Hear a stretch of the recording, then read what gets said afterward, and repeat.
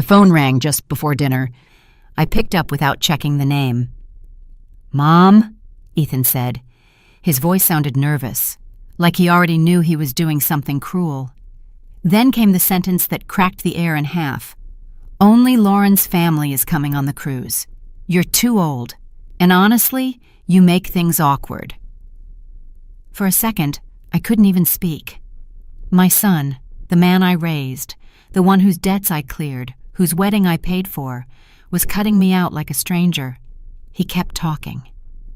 "Lauren thinks it'll just be more fun without tension. You know how you can be sometimes. Tension. That's what they called my presence now." I asked quietly, "After everything I did for you?" He sighed, annoyed. "Mom, please don't make this emotional. We just want to relax. You wouldn't enjoy it anyway." I could hear her voice in the background, Lauren, laughing, giving him words to say. "She's there with you?" "Of course," he said, too quickly. I looked around the room I was standing in. Every piece of furniture, every painting, every tile, they owned because I had written the checks. Their $1.8 million villa? My money. Their honeymoon? My money. Their wedding?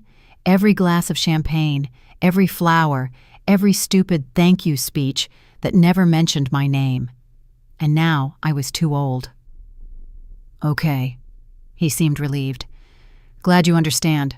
We'll call when we're back." The line went dead.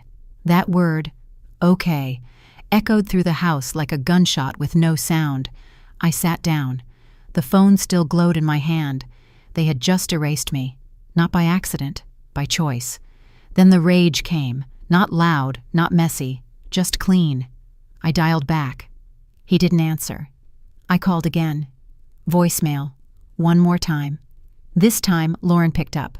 Her voice was sugar. "Oh, hi, Nora. Did Ethan tell you? It's just a short family cruise. You'd get bored." I said, "You mean your family? I'm not family anymore, right?"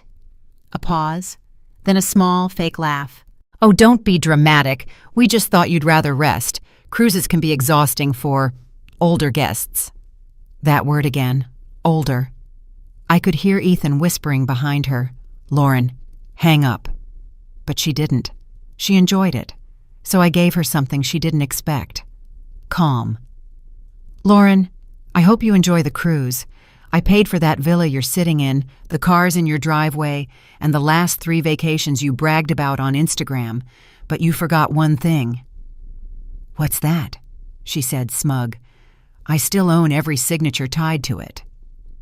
Silence. A long, sharp one. Then she snapped, "You wouldn't dare!"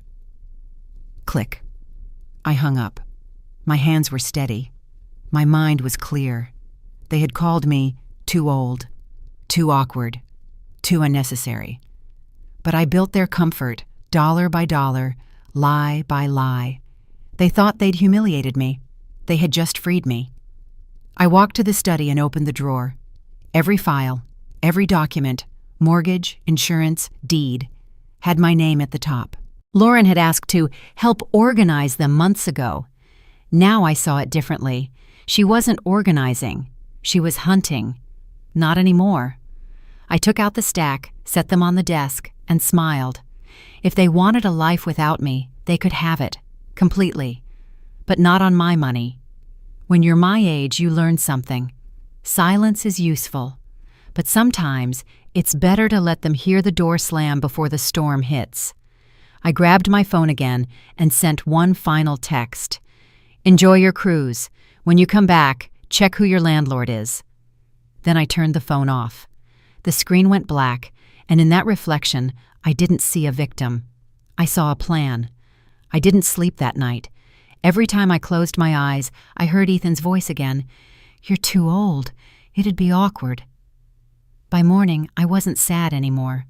I was awake, in every sense of the word.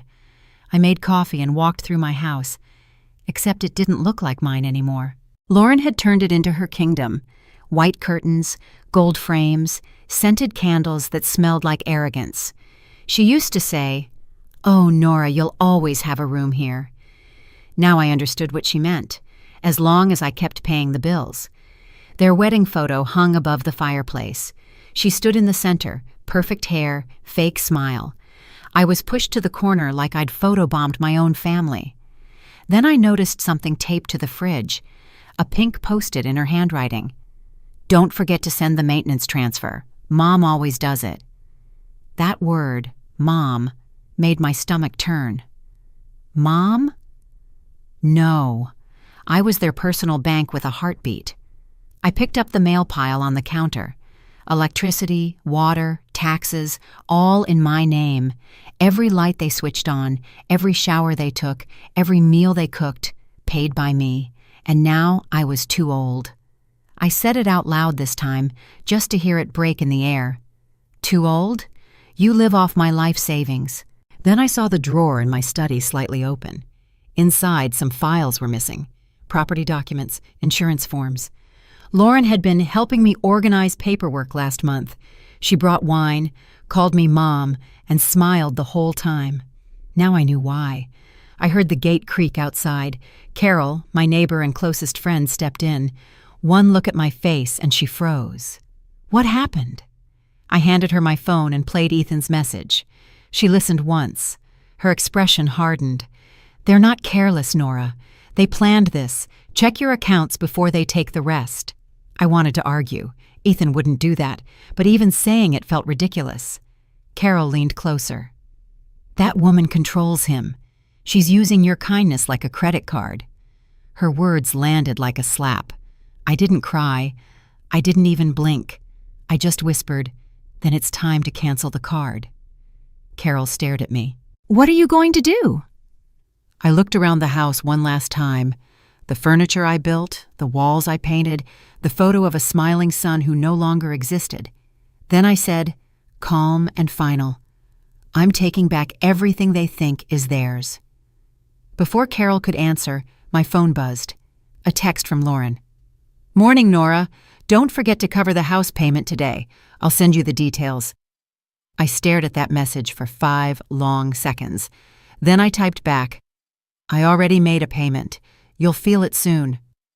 I hit send. Carol blinked. "You didn't—" "I did," I said. "They wanted a clean break. I'll make sure it's permanent." The wind picked up outside, slamming the gate shut with a metallic snap. The sound was satisfying, like punctuation at the end of a long sentence. I poured the untouched coffee down the sink. Its steam vanished just like my patience. Lauren thought she could erase me quietly, but she'd just awakened something she couldn't control. She took my kindness for weakness. Now she'd learn the difference. Lauren had drawn the first line when she called me too old. Now it was my turn to finish the story. By noon, I was done pretending everything was fine. The silence in the house was unbearable, the kind of silence that buzzes under your skin. I dialed Carol. She didn't ask questions. She just said, "I'm coming." 20 minutes later, she walked in with 2 mugs of coffee and that look, the one that means she already knows something's wrong. She sat across from me, slid her mug forward, and said, "Talk." I handed her my phone. The message was still there. "Only Lauren's family is joining the cruise. You're too old, Mom." Carol read it twice, her jaw clenched. "That wasn't a slip of the tongue," she said. "That was an eviction notice." I tried to laugh it off. Maybe they just— "Stop," she cut in. "Don't defend them. Not after that." Her voice was sharper than usual, like she'd been holding it in for years. Then she asked the question that changed everything. "Do you even check your own accounts anymore?" The room went cold. "What do you mean?" I asked. Carol leaned forward. "Didn't you say Lauren helps you with online banking now? How long has she been helping?" "Since last year," I said. "She said it was easier." "Easier for who, Nora?" The way she said my name, it wasn't pity, it was alarm. I opened my laptop, hands shaking slightly. The first thing I saw was an automatic payment. Transfer, $1,200. Maintenance fee, every month, same date, same note. I clicked again. Another transfer, $3,500, then $4,800, all to an account with Lauren's name buried in the details. My throat went dry. Carol leaned in. There, that's what I meant. They're draining you, inch by inch. I could barely speak. She said those were for taxes and home insurance. Carol's eyes hardened. Then why is her personal email listed as the recipient? It hit me like a wave. Every favor, every "let me handle it for you," every sweet smile. It wasn't kindness. It was control. I closed the laptop slowly. They've been stealing from me. Carol nodded, calm but furious. And they'll take everything if you don't stop them now. For a long time, I didn't move. I thought about the years I spent protecting Ethan, paying his debts, pretending not to see how Lauren looked at me, like I was something temporary. That ends today. Carol stood, pacing the room. Listen to me. You need a lawyer, a good one, someone who can undo whatever they've set up. I know someone, I said quietly. Martin Cole. She stopped pacing. You trust him? He handled Richard's estate. He doesn't miss a comma. Good, she said.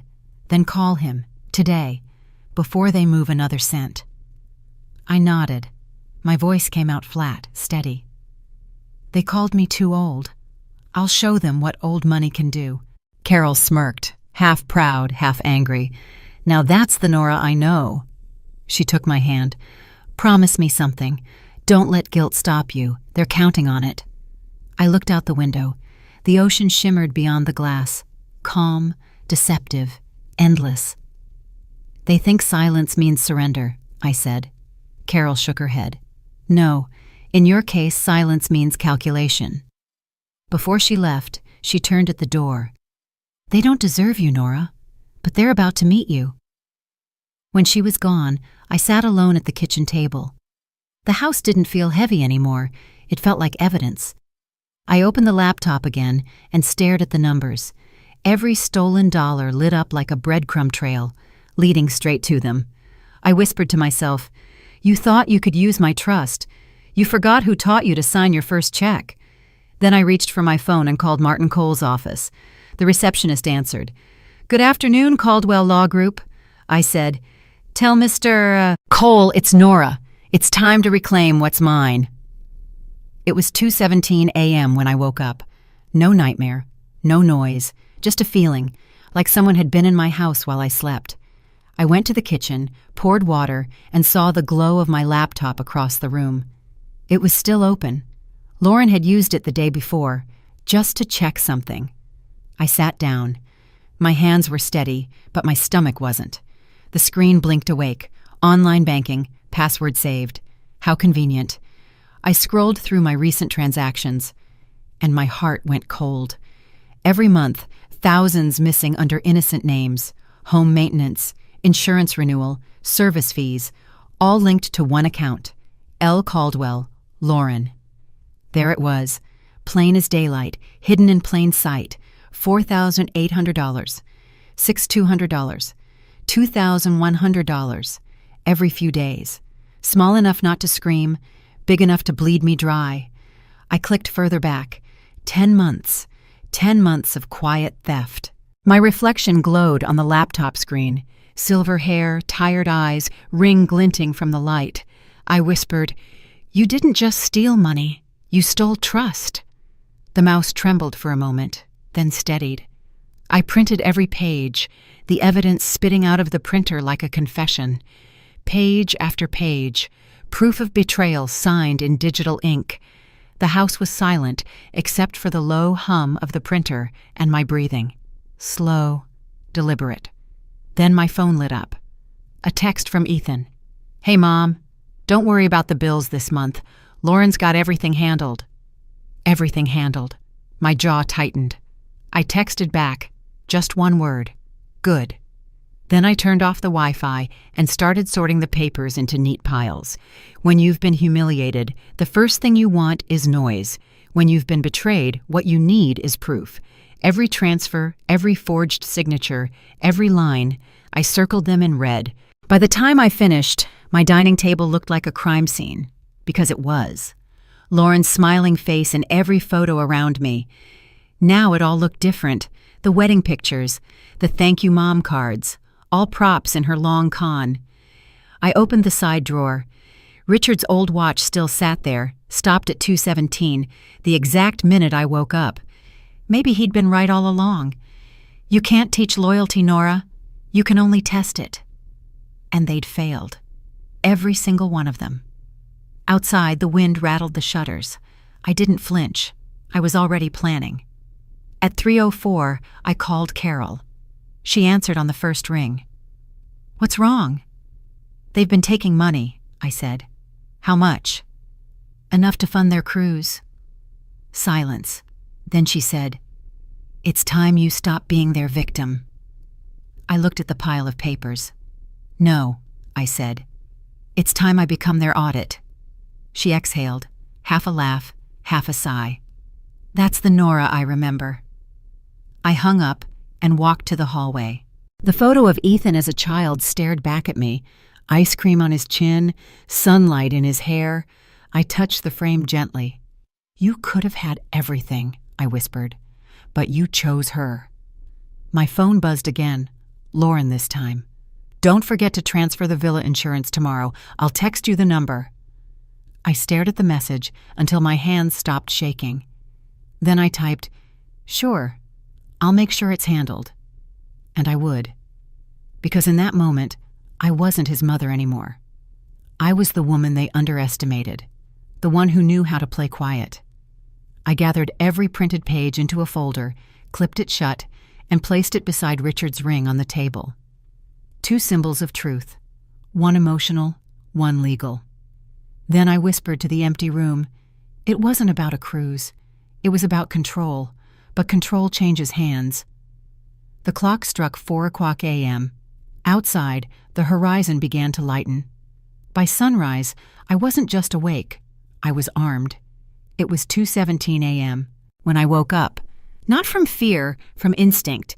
Something in me said, "Get up." I walked through the dark house. The air was too still, too perfect. Then I saw it, my laptop glowing on the counter. Lauren had used it earlier that day, just to check the insurance documents. Of course she had. I sat down. The cursor blinked like a warning light. I opened my bank account. And there it was. The truth, line by line. Maintenance fee, $2,300. Service renewal, $4,100. Insurance adjustment, $3,850. Same dates, same descriptions, same thief. Every transaction led back to L. Caldwell. Lauren. For 10 months, she'd been draining me like a slow leak, quiet enough that I'd never notice. Until tonight.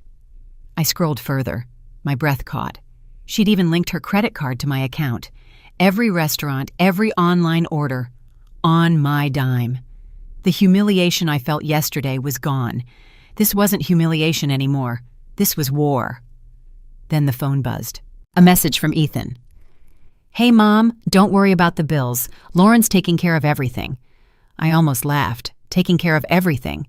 She was taking care of me, out of my own pocket. I typed one word back. Perfect. I turned off the Wi-Fi and printed everything.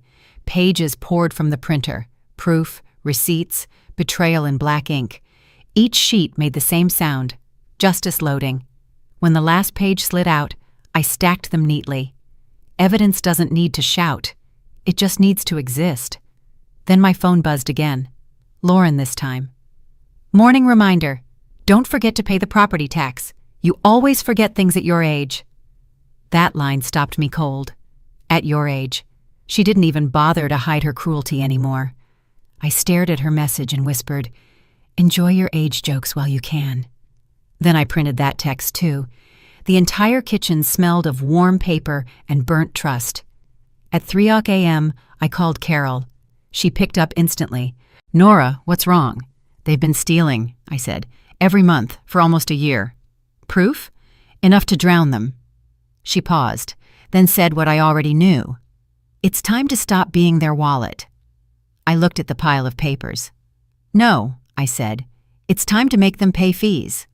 She laughed under her breath. "Now that sounds like you." When I hung up, I opened the bottom drawer of the cabinet. Inside was Richard's old watch, silver, stopped at 2:17. The same time I woke up. Maybe coincidence. Or maybe, just maybe, he was reminding me what he always said. Don't fight with anger. Fight with evidence. I put the watch on. Cold metal. Clear mind. By 4 o'clock, the kitchen table looked like a detective's board. Every receipt pinned down, every lie marked in red ink. The more I looked, the calmer I got. Lauren thought I'd break down. Instead, I was building a case. Before dawn, another message arrived. We're off to the cruise tomorrow. Don't stay up worrying. We'll call if we need money. My reply was short. You won't. Then I locked my laptop, sealed the folder, and placed it beside my late husband's ring on the table. 2 witnesses, one silent, one steel. I whispered into the stillness. It wasn't about the cruise. It was about control. But control changes hands today. When the first ray of light touched the window, I wasn't angry anymore. I was ready. They stole in silence.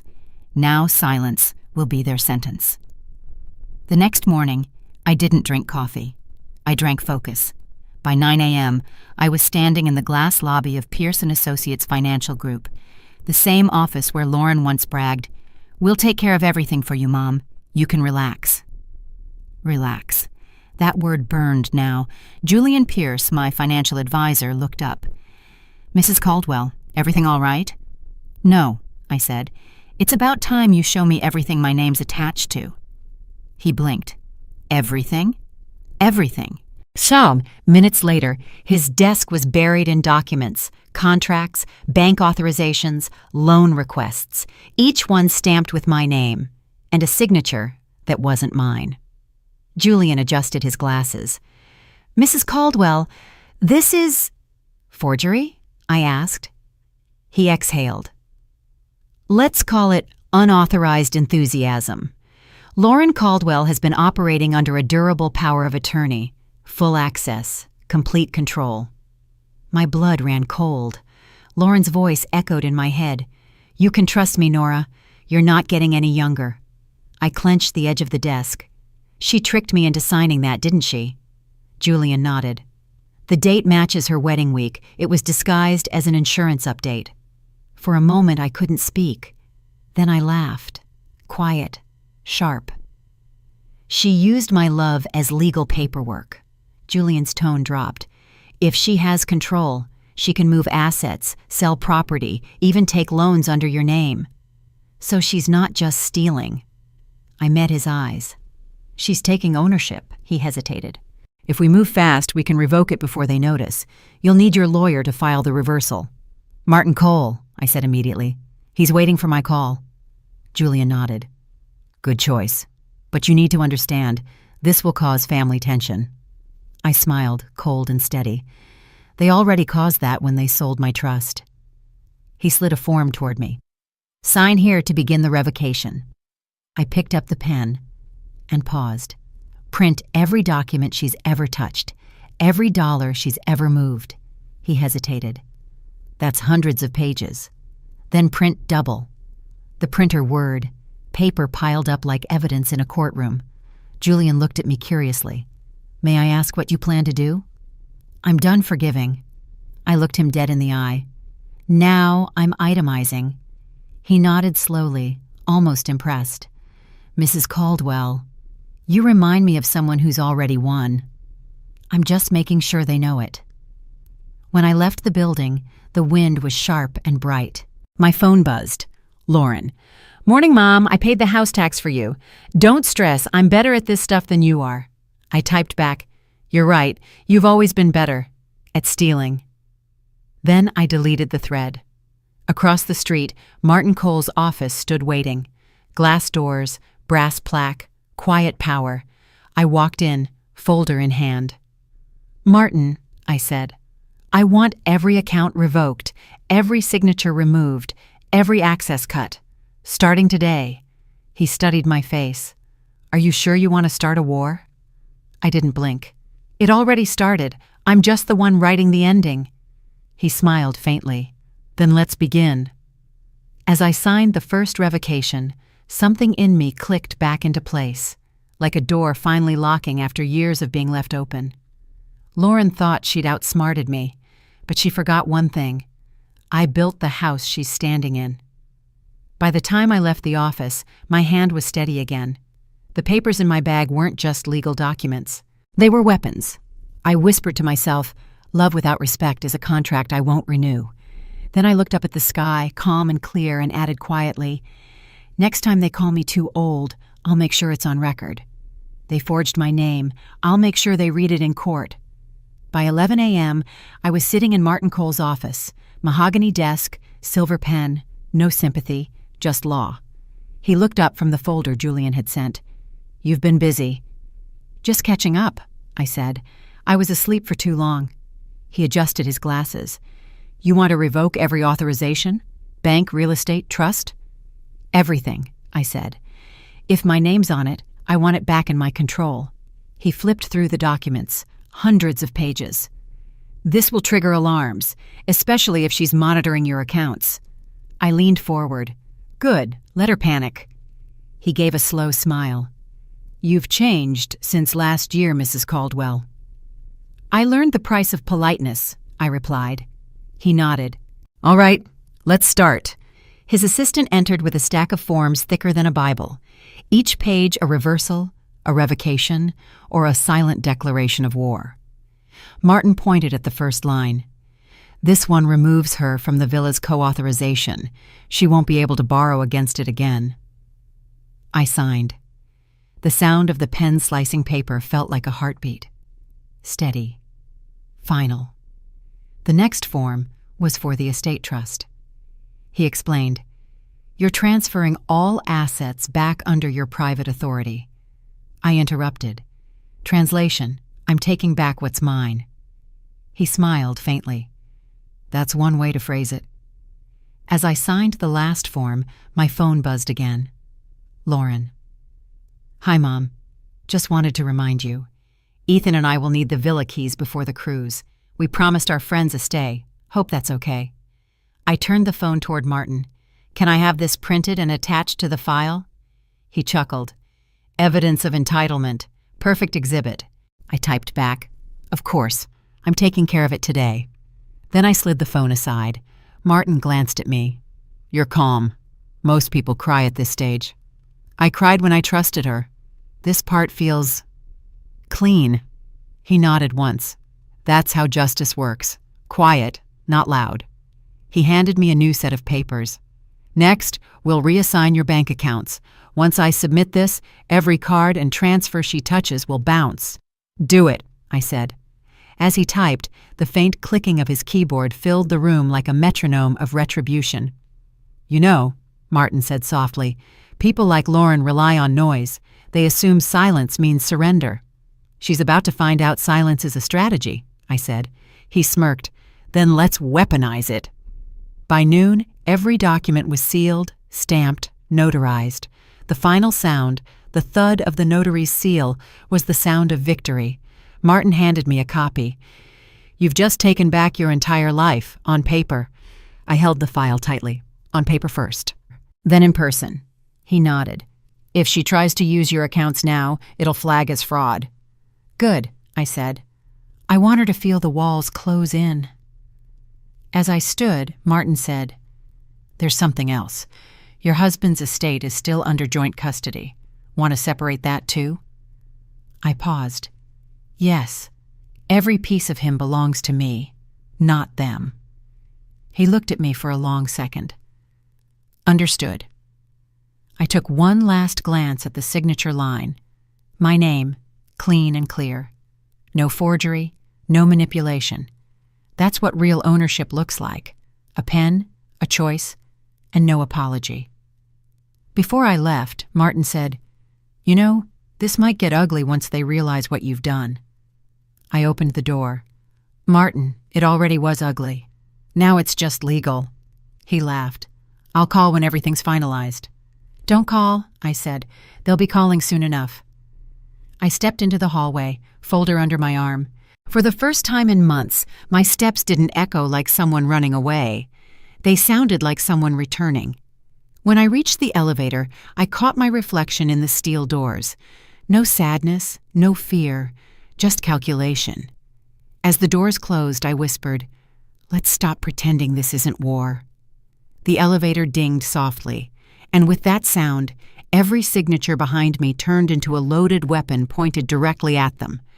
I didn't raise my voice. I just revoked their power. That evening, I came home to find an envelope slipped under my front door. Cream-colored, expensive paper, Lauren's perfume, the same sweet poison she wore at her wedding. I didn't touch it right away. I just stood there, staring at it on the floor, like it might bite. Then curiosity won. Inside was a letter and another stack of papers. At the top, in her soft handwriting, "Just sign these, Mom. It'll make things easier for everyone." Below, bold text, "Irrevocable power of attorney." My laugh came out low, almost a growl.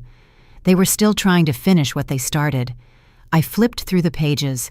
The clauses were aggressive: full authority, immediate effect, non-revocable, all assets under joint control. Every sentence screamed, "Give us everything." I read the last line out loud.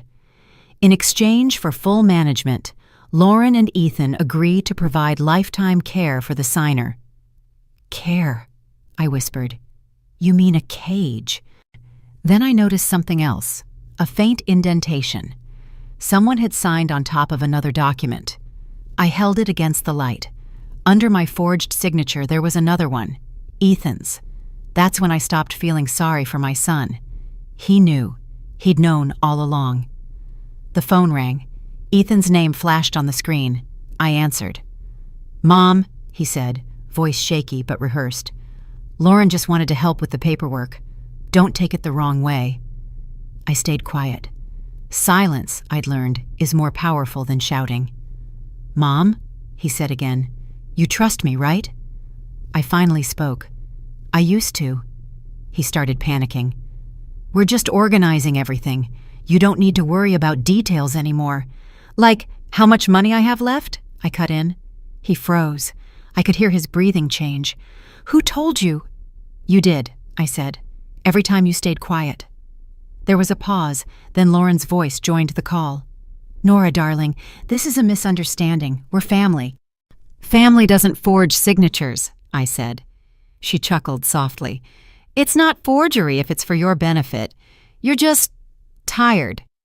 Her tone was sugar-coated venom. The same tone she used when she told me I was too old for their cruise. I said nothing. I just let her talk. Manipulators hate silence. It makes them hear themselves. After a few seconds, she snapped, "You're making this harder than it needs to be, Nora. Just sign the damn papers." I smiled. I already did. The line went dead quiet. Then Lauren asked, voice trembling, What do you mean?" "I signed," I said. "But not what you sent." She stammered. "What did you, I signed everything that cancels you." Click. Call ended. I stood there, phone in one hand, envelope in the other, the echo of my words filling the hallway. I didn't rip the papers. I didn't burn them. I slid them neatly into a folder labeled Evidence. Revenge isn't about rage. It's about record-keeping. The next morning, I took the envelope to Martin Cole. He read the first page, sighed, and muttered, "They were trying to lock you out of your own life." "They almost did," I said, "until they underestimated how good I am at reading fine print." He nodded. "This is criminal intent, Nora. With your permission, I'll forward copies to the investigator." "Harlan Boyd," I said. "Julian already mentioned him." Martin raised an eyebrow. "You want to go that far?" I looked him dead in the eye. "They forged my name. I'm done being polite." He smiled. "Then let's make it official." He took the envelope from me, sealed it with a red tag, and said, "From this moment, you are legally untouchable." Untouchable. I liked that word. Before I left, Martin said, "You're calm. Most people want to scream." I answered quietly, "I'll let the results do that for me." When I walked out of the office, the air outside felt sharper, cleaner. The wind caught a loose corner of the old envelope in my hand. I let it go. It flew down the steps, fluttering like a white flag. But this wasn't surrender. This was victory. In motion. They borrowed my house. I sold their illusion. By the time Lauren's cruise ship left Miami Harbor, my house had already changed owners. The sale cleared at 2:04 p.m. I watched the confirmation email flash across my screen while sipping coffee. Black, no sugar. For the first time in months, the air inside my apartment didn't feel heavy. It felt like a courtroom after the verdict. Lauren's last text still sat unread. "Hope you remember to feed the garden, Mom. We'll be gone for 2 weeks." I didn't reply. I was too busy erasing every trace of her access.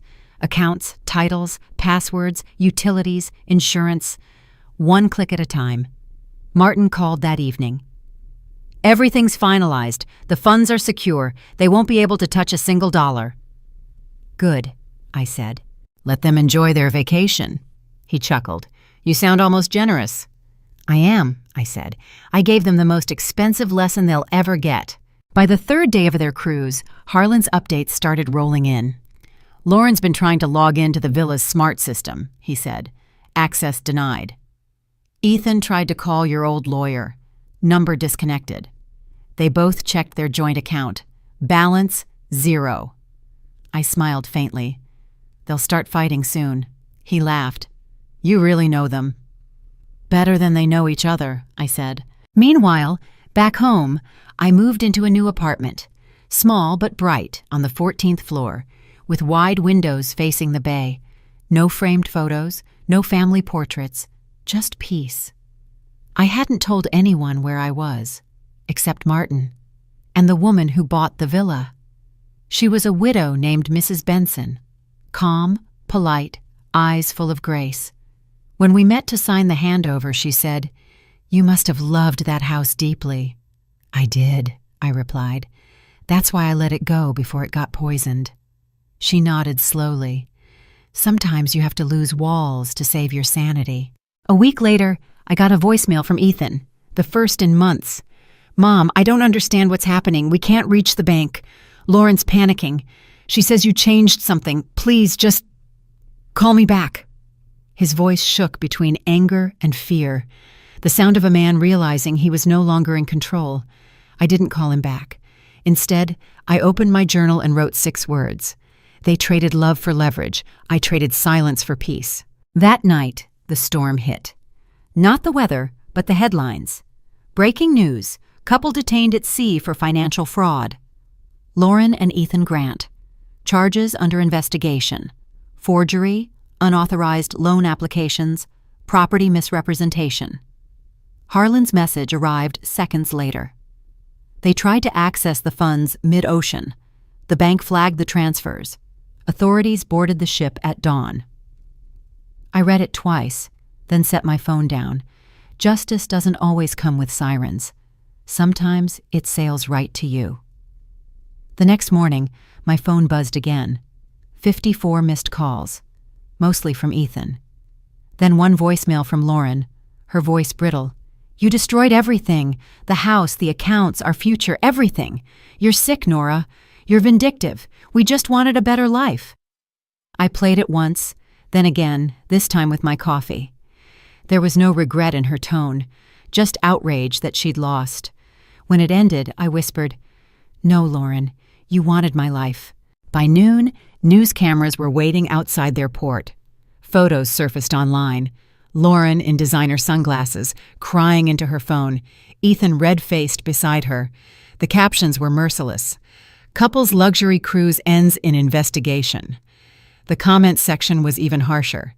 "They look like those people who think money grows on parents. Good for the mother if she cut them off." I didn't smile. Not yet. I simply watched as the world turned their arrogance into a headline. That evening, Martin called again. "You've officially outmaneuvered them. The investigation cleared your name completely. Their forged paperwork is the only thing under review." "Any charges?" I asked.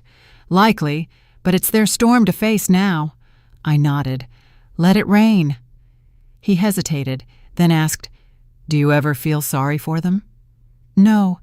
They felt nothing when they humiliated me." He paused. "You sound relieved." "I am. Because they finally know what silence feels like." And later that night, I opened the photo album I hadn't touched in years. Ethan at 10, smiling with missing teeth. Lauren at their wedding, pretending sweetness while already calculating her next move. I closed the book and whispered, "You were my son, but she was your mirror." 2 days later, the doorbell rang. It was Harlan again. Raincoat, briefcase, same calm eyes. He handed me a folder labeled Closure. Inside, a single sheet confirming all debts cleared, all fraud investigations redirected. At the bottom, Martin's signature and a note. They have nothing left but their names. I looked up. "So it's over?" Harlan nodded. "Legally, yes, but I think you won long before this." I smiled. The day they called me useless. That night, I finally slept. Deep, dreamless. When I woke, the sky over the bay was golden again. I brewed tea, opened the balcony door, and let the air in. My phone vibrated once more. Another message from Ethan. "Mom, I don't know what to say. We're ruined. She's gone. I'm sorry." I typed 3 words, then deleted them. Instead, I wrote something better. "Sometimes, loss is the only cure." And hit send. The bay was quiet. The world moved on. But somewhere out there, a woman once called useless had rebuilt herself into a verdict. They boarded a luxury cruise. They came back to reality. Bankrupt. They came back 12 days later. The sun was brutal that morning, the kind of heat that exposes everything. A black car pulled up outside my old villa. Lauren stepped out first, wrapped in sunglasses, pretending confidence. Ethan followed, eyes sunken, phone pressed to his ear like it was a shield. But the gate didn't open. Her access code was invalid. She pressed it again, harder this time. Beep? Denied. Then she shouted, "Ethan, try yours!" He did. Same result. And that's when the new owner, Mrs. Benson, walked out. Calm, holding a mug of tea. Lauren froze. "What are you doing here?" she demanded. "Mrs. Utz." Benson smiled. "I live here. Who are you?" "This is our home," Lauren snapped. "We own this property." Mrs. Benson tilted her head. "You might want to check that again, sweetheart. The deed says Caldwell sold to Benson. Full payment cleared." Ethan turned pale. "Sold? No, that can't be." "Oh, but it is," Mrs. Benson said kindly. "Your mother handled it herself." And with that, she closed the gate. Lauren stood frozen, the echo of the lock ringing louder than her heartbeat. For the first time, she didn't have words. At that exact moment, my phone buzzed. Harlan had sent a photo. Lauren and Ethan standing outside the villa, faces twisted in disbelief. Caption, "Delivery received." I smiled. "Good timing," I said, pouring myself another cup of coffee. Martin called minutes later. "They showed up, just like you predicted." "Did they realize yet?" "Oh, they're realizing in slow motion. The beauty of paperwork. No one believes it until it's signed."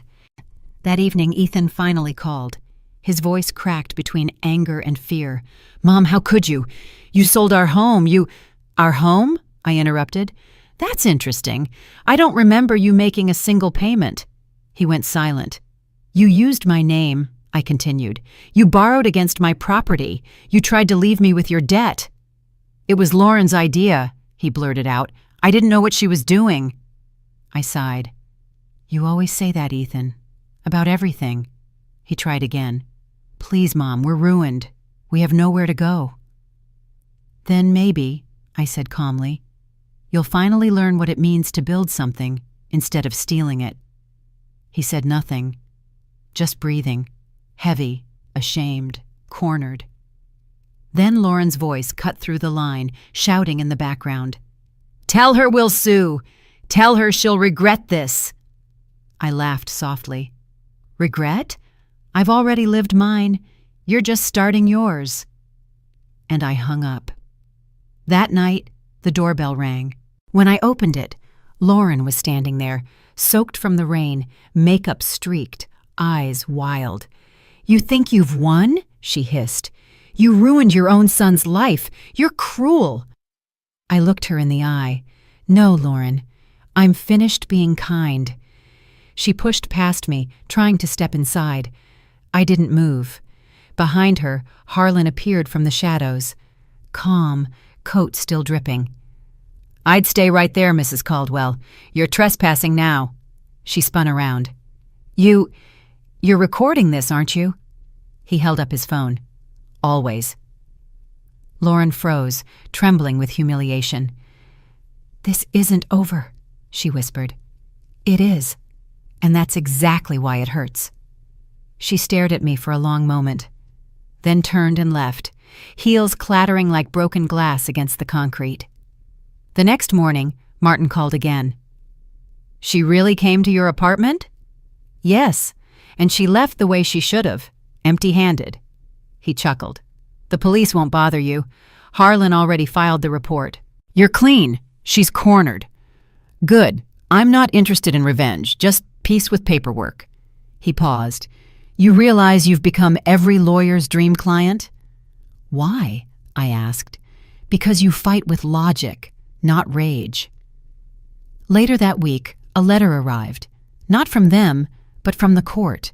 The loans Lauren forged had been voided, and the fraud investigation was now in her name. Ethan's, too, as co-signer. I didn't smile. I just folded the letter and placed it next to the photo of my late husband, Richard. "You'd be proud," I whispered. "They thought I'd crumble. I just learned your language. Contracts." 2 days later, Carol came over with groceries and 2 cups of tea. "I saw the news," she said.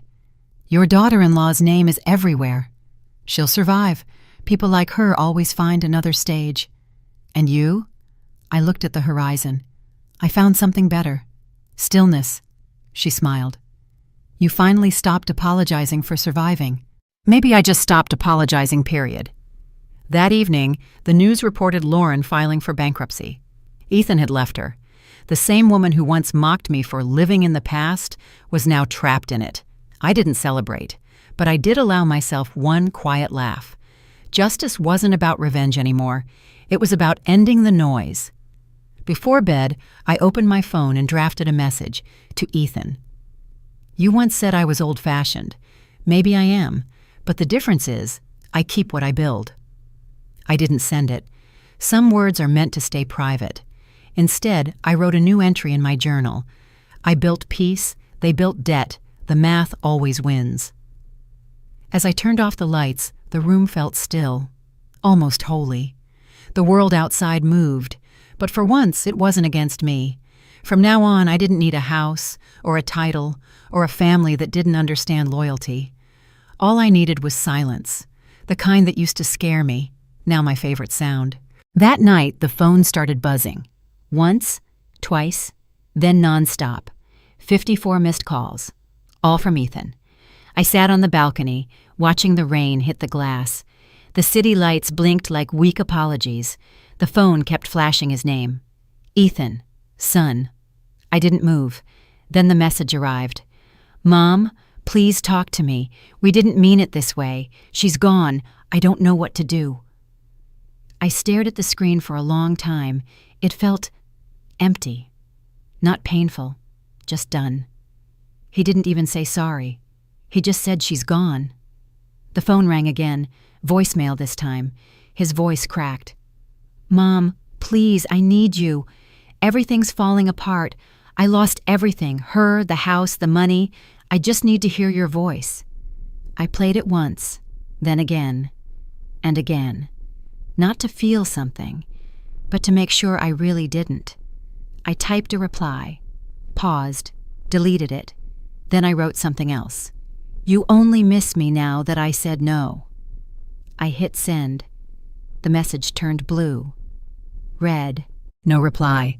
For years I had begged for his time, for one visit, for one call, for one moment where I wasn't an obligation. Now he was the one waiting, counting minutes that would never come back. That's the thing about silence. Once you learn to live in it, you stop answering noise. I turned the phone face down on the table. It buzzed once more, then stopped. I poured myself tea, the kind he used to say smelled too strong. I smiled. That scent now meant freedom. On the TV, the news replayed footage from the cruise port. Lauren's name still trending under financial fraud, domestic dispute, reporters crowding the dock, her sunglasses gone, her voice caught on camera. "It was her! His mother did this!" The clip ended, the anchor's voice softened. "Authorities confirm no evidence of wrongdoing from Mrs. Caldwell." No evidence, no guilt, no need to explain. I switched off the TV, silence again. Then a knock at the door. Carol. She didn't ask questions, just handed me a paper bag. Inside, lemon cookies and a note. "Peace suits you." I nodded, tears pressing behind control. Not sadness, just release. She sat beside me quietly. No music, no words. Finally, she said, "Do you think he'll ever understand?" I looked at the phone, still face down. Maybe one day, but understanding comes after loss. Later that night, the rain stopped. I opened the window. The smell of wet pavement filled the room. For the first time, I realized I wasn't waiting anymore. Not for his call, not for his apology, not for anyone's permission to rest. I picked up the phone one last time, scrolled through the missed calls, then pressed delete all. The screen went blank. Peace looked exactly like that, a quiet screen in the dark. They called me weak when I was quiet. They called me cold when I stopped forgiving. But I wasn't either. I was finished. Fade out with the sound of the phone's buzz, then silence. 54 missed calls, one answered by silence. Morning came slower that day, the kind of light that doesn't rush. It just arrives, steady, gentle, sure. I opened my eyes to silence. No buzzing phone, no unanswered messages, no noise pretending to be love. It took me a second to remember where I was. Not in the villa, not in the house filled with their laughter and lies, in my own small apartment, with peace paid in full. The walls were bare, just one framed picture. Richard's, taken before the illness. He was smiling at something I couldn't see. Maybe he knew this day would come. I made coffee. Black. No sugar, no compromise. The smell filled the room like truth finally allowed to breathe. For months, I had been the woman waiting by the phone. Now the phone was nothing but a tool. Silent, obedient, harmless. A knock came at the door. 3 soft taps. I already knew who it was. Carol stood there with her paper bag. Same cookies, same note, same smile. "Peace suits you," she said. I smiled back. "It finally fits." She looked around the apartment. "You really did it. I didn't have a choice. Maybe that's what freedom is, doing what's left when there's nothing else." She laughed softly. "You sound like him." "Richard?" "Always." We sat down with our coffee. No talking for a while. That's what friendship at this age looks like. Quiet comfort, not constant words. After a few minutes, she asked, "Have you heard from him?" "Ethan?" I said, and exhaled slowly. "He called 54 times last night. I didn't pick up." Carol nodded, no surprise. "You will one day." "I don't think so. Some bridges shouldn't be rebuilt. They were built on lies to begin with." She didn't argue. She just reached over and touched my hand. "You did what he never could. You chose yourself." When she left, I opened the window. The air smelled clean, like rain had washed away everything that used to hurt. I stood there for a while, just breathing. The city was waking up. Children rushing to school, dogs barking, a couple arguing in the street. Normal life, ordinary peace. I used to crave grand things. Now all I wanted was this. I sat at my desk, opened my old ledger, the one that used to track every payment I made for them. Each line used to feel like love. Now it just looked like evidence. At the bottom of the last page, I wrote one sentence. "Forgiveness doesn't mean access." I closed the book. That part of my life was over. My phone buzzed once, a new message from Ethan, just one line. "Mom, I hope you're okay." I stared at it, not with anger, not with love, just distance, the kind that finally protects you. Then I typed, "I am," and hit send. That was all. No lecture, no closure request, just truth. Around noon, I walked to the pier, the same place where their crews had departed, same ocean, different woman. The sky was pale blue, the water was quiet, like it was keeping my secret. I sat on a bench and watched people pass by, a mother chasing her toddler, a young couple fighting about something small, a man feeding pigeons. For a moment I thought, this is what survival looks like. It's not fireworks. It's breathing again without waiting for someone to notice. A memory crossed my mind, Ethan's voice from the call. "Mom, you're too old for all this." Too old. Those two words used to sting. Now they just sounded funny. Too old to be what? To start over? To protect myself? To win quietly? I looked at the ocean and whispered, "I'm not too old. I'm just done being used." The wind carried the words away, maybe to someone who needed them.